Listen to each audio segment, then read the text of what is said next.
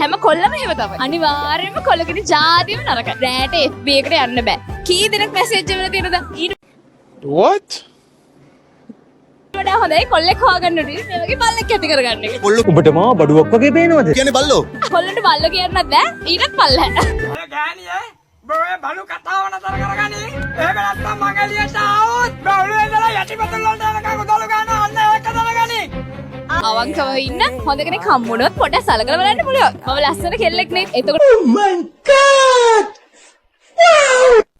බස්සල යන්නේ ඈ. එතන මගේ ඇඳුම් වලට මගේ මේකප් වලට එතකොට මම මේ වලට ඒ කැම බීම් වලට මෙයාලා මේන්ටේන් කරන්න පුළුවන් කෙනෙක් තමයි මං හොයන්නේ.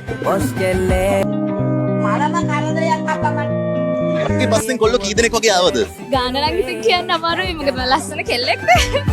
ඔයිට වැඩිය මගේ පුක ලස්සනයි. මම පෙන්නන්නද?